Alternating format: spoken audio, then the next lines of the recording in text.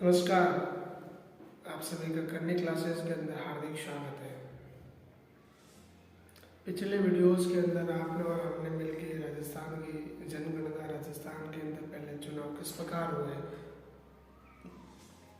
उन चीज़ों के बारे में हमने विस्तार से अध्ययन किया था। आज हम राजस्थान की एक ऐसी प्रेम कहानी की बात करते हैं जो आज भी हमारे पश्चिमी क्षेत्र के अंदर, पूरे राजस्थान के अंदर हर लोगों की जुबान पे, बड़े बुजुर्गों आज भी महेंद्र और मूमल की तारीफें करते हैं, कहावतें बताते हैं। आज हम महेंद्र और मूमल की प्रेम कथा की बात करते हैं। राजस्थान से सटा इलाका पाकिस्तान का, पाकिस्तान के अंदर एक शहर है अमरकोट। आप सोच रहे होंगे अमरकोट, अमरकोट और राजस्थान का पहले से ही बहुत ही घनिष्ठ संबंध रहा है। बाबूजी महाराज की शादी अमरकोट के अंदर हुई थी और अमरकोट के अंदर राजस्थान के पहले से वैवाहिक संबंध स्थापित थे। अमरकोट का राजकुमार महेंद्र वहाँ का शासन संभालते थे। एक बार की बात है कि महेंद्र और उनके एक बहनों ही थे, हम उम्र के व्यक्ति थे। नाम था हमीर सिंह जडेजा, जो कि मौजूदा गुजरात के शासक हुआ करते थे। एक बार वो दोनों शिकार के लिए निकलते थे, आखेट के लिए। पहले आखेट राजस्थान का एक बहुत बेहतरीन पेशा हुआ करता था, लेकिन वर्तमान में राजस्थान के अंदर आखेट प्रतिबंध है। दोनों खरगोश के शिकार में जाने लगे। खरगोश आगे भागता गए, दोनों ऊँट पर सवार करते हुए आगे और खरगोश आगे और ये पीछे भागते रहे। और इन्होंने प्रण लिया था कि आज हम अगर खरगोश का शिकार किए बिना वापस घर नहीं आएंगे। दोनों भागते रहे, खरगोश आगे भागते रहे। उन्हें पता ही नहीं चला कि वो अमरकोट की सीमा से पार करके राजस्थान की सीमा की तरफ आ गए। भागते रहे वो आगे आगे एक नदी आती है, काक नदी। राजस्थान का शहर जैसलमेर, जैसलमेर के अंदर काक नदी बहती है, जिसे मसूरती या काक नई नदी भी कहते हैं। वो खरगोश उस नदी में कूद जाता है और खरगोश मर जाता है।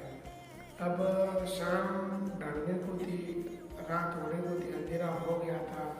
अब दोनों ने निश्चय किया कि अब हम भी थक गए और हमारे साधन घोड़े ऊँट भी थक गए।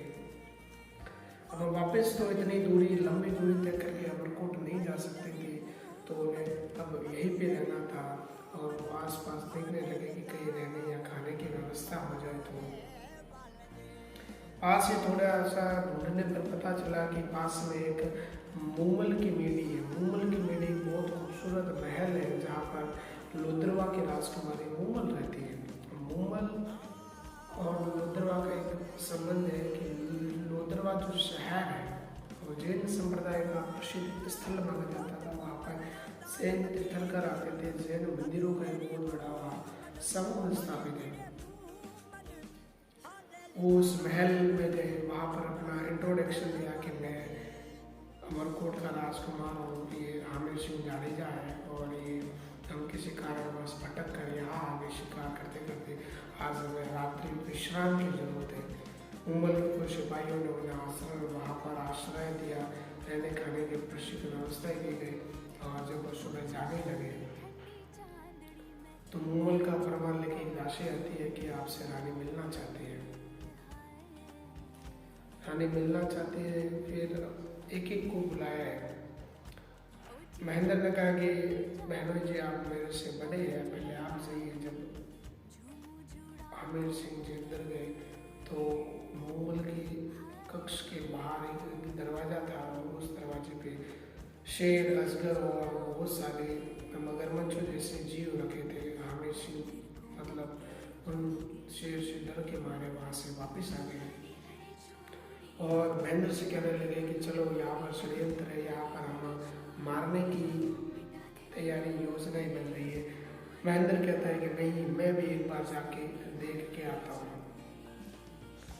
महेंद्र जब कक्ष के गेट पर गया तो वही शेर, बाघ, मगरमच्छ, अजगर जैसे जीव रखे गए थे। तो महेंद्र ने अपने तेज धार की तलवार से उन सभी के सिर काट दिए और पता चला कि ये पुतले थे, ये मोम के पुतले थे, क्योंकि यहाँ बुद्धि गाँव आई थी।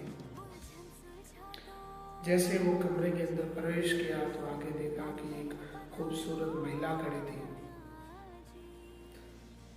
उसकी आंखों में एक अलग ही तेज था, मानो शरद रात्रि की पूर्णिमा की तरह चमक रही वो महिला।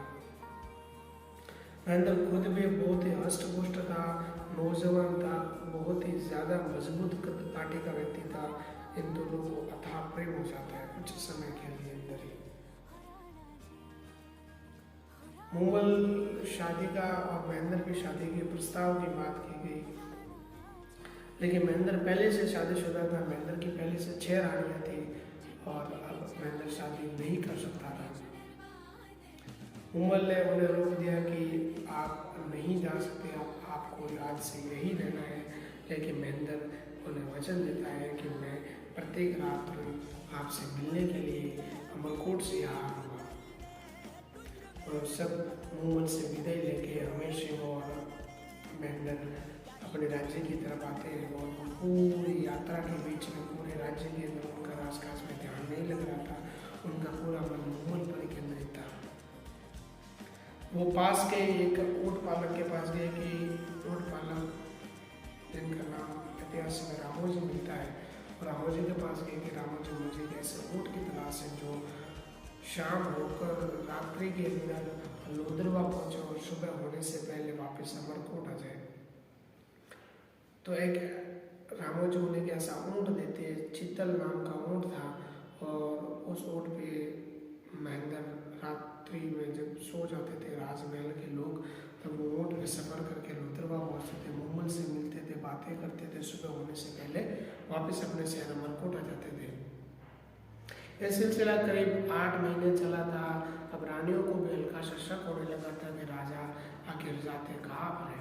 तो छोटी रानी से पूछा गया कि राजा तुम्हारे पास नहीं आते हैं क्या? जब छोटी रानी ने बताया कि पता नहीं, रात्रि के समय कहीं चले जाते हो और सुबह होने से पहले वापस आ जाते हैं। तो जब उनकी सास ने पूछा रानी की, तो जब महेंद्र आता है तो उसमें आप कुछ परिवर्तन देखते हो? तो जी रानी कहती है कि जी राजमाता। रानी अपनी सास से कहती है कि जब भी महेंद्र राज्य के अंदर कक्ष के अंदर आते हैं तो उनके कपड़े और बाल भीगे हुए होते हैं। रानी सास से बताती है कि जब भी राजा यहाँ आते हैं तो उनके बाल भीगे रहते हैं, कपड़े भीगे रहते हैं। तो सास ने कहा कि तो उस पानी को थोड़ा सा एकत्रित किया जाए। जब सास ने वो पानी, एकत्रित पानी को देखा तो पता चला कि वो पानी कहीं और का नहीं, वो पानी जैसलमेर के लोदरवा के पास रहने वाले काक नदी का, यानी कि पता चला कि वो मुगल से मिलने जाते हैं और मुगल से मिलके सुबह वापस आ जाते हैं। और जब पता चला सैनिकों से कि वो किस पे जाते हैं तो ऊँट पे जाते हैं। सास और रानियों ने मिलकर उस ऊँट को मरवा दिया। जब शाम को वापस महेंद्र लोदरवा की तरफ जाने लगे तो पता चला कि उनका ऊँट मर गया है। वो वापस रामोजी के पास गए कि रामोजी से कहा कि रामोजी मुझे एक ऐसे वापस ऊँट की तलाश है, उस ऊँट को किसी ने मार दिया है। रामोजी कहते हैं मेरे पास कोई ऊँट तो नहीं है, अब मेरे पास एक ऐसे ऊँटनी जरूर है, लेकिन वो उस रेगिस्तान के रास्तों से अनजान है। वो आपको समय से पहुंचा भी देगी और ला भी सकती है, लेकिन अगर आपने उस पर किसी भी प्रकार का वार किया तो वो आपको जैसलमेर की रेगिस्तान के अंदर भटका भी सकती है। महेंद्र उस ऊँट पर, उसको आदत हो गई थी चाबुक लगाने की। उसने उस ऊँटनी पे भी चाबुक लगा दिया और ऊँटनी अपनी अनियंत्रित हो गई और कहीं की कहीं चली गई। और सुबह होते होते आखिर में महेंद्र कहीं गुम हो गए। वापिस वो अपनी दिशा के अनुसार आकर मुगल के महल के पास गए तो मुगल उसके वियोग में कि आज महेंद्र क्यों नहीं आया, उसके वियोग में वो अपनी बहन सुमल के साथ खेल रही थी, अपनी बातें कर रही थी। और जो सुमल है, मुगल की जो बड़ी बहन है, वो पुरुषों का वेश धारण करके मुगल के पास बैठी थी और वहीं पे वो सो गई थी। जैसे ही महेंद्र ने इस घटना को देखा और महेंद्र चाबुक वहीं पे गिर गया और महेंद्र आज से गुस्से के अंदर नाराज होकर बिना मुगल से मिले अपने शहर अमरकोट आ गया। अमरकोट आ गया। जब मुगल को सुबह पता चला कि महेंद्र आया तो जरूर था, उसकी चाबुक यही भी बड़ी है, तो वो बिना बताए बिना बात के क्यों गया। जब उसको सुमल पास में सुई थी, वो सोचा कि ये उसको वहम हुआ है या किसी शक के आधार पर महेंद्र अपने शहर वापस गया है। कई दिनों तक महेंद्र मुगल से मिलने नहीं आया। मुगल ने कई लेटर भेजे, लेकिन वो लेटर महेंद्र तक पहुँचने ही नहीं दिए जाते थे, बीच में ही रोक दिए जाते थे। आखिरकार मुगल अपने लव लवाजना के साथ अपने दास दासों के साथ एक बड़ी डोली के साथ अमरकोट पहुंचे और वहाँ पर मुगल ने महेंद्र को एक संदेश भेजा कि मुगल महेंद्र से मिलना चाहती है। समय मांगा गया, लेकिन महेंद्र ने कई दिनों तक उन चीज़ों को टालते गया कि मुझे बातें नहीं करनी है, मुझे किसी प्रकार से मुगल से बात नहीं करनी है। उन्होंने दवा, उन्होंने बीमारी, उन्होंने कई राज्य का राजकाज के कई कार्य बताए गए और उन्होंने अपनी बातों को टालते गए। लेकिन मुगल वहाँ से टस से मच नहीं हुई, मुगल वहीं पे अपना आसन लगाए बैठे रहे। जब महेंद्र को भी पता चला कि मुगल शायद उससे बहुत ही ज़्यादा अथाह प्यार करती है, प्रेम करती है, वो आया आज कई दिनों से यहाँ बैठी है, तो महेंद्र एक दास के साथ उसकी परीक्षा लेने के लिए एक दास को भेजते और कहते हैं कि आप जाकर मुगल से कहिए कि महेंद्र को आज सुबह काली नाग ने डस लिया और महेंद्र की है जो कि मृत्यु हो गई है। ये समाचार जब मुगल को सुनाया गया तो मुगल के स्वयं के प्राण त्याग दिए गए। मुगल स्वयं भी मर गई कि अब उसका पीर तो नहीं था और मुगल वहीं पर बैठी बैठी मुगल ने अपने प्राण त्याग दिए। इस घटना को सुन के महेंद्र को बड़ा अपने शरीर को बहुत बड़ा धक्का लगा, अपने मन को बहुत बड़ा धक्का लगा कि उसकी गलती की वजह से उसने मुगल जैसे प्यार करने वाली महिला, खूबसूरत महिला को खो दिया। ये राजस्थान की बहुत सुंदर प्रेम कहानी है और आपको भी शायद अच्छी लगी होगी। आपने पहले सुनी भी जरूर होगी, लेकिन जिन्होंने नहीं सुनी वो उनके लिए बहुत ही बड़ा अच्छा ज्ञान देना चाह रहा है। ऐसी प्रेम कहानी जो अंत में बिछड़ गए, दोनों स्वर्ग सिधार गए, आखिर में महेंद्र की भी मुगल की भी मृत्यु हो जाती है और दोनों संसार को छोड़ के चले जाते हैं।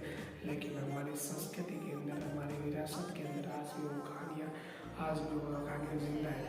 नमस्कार।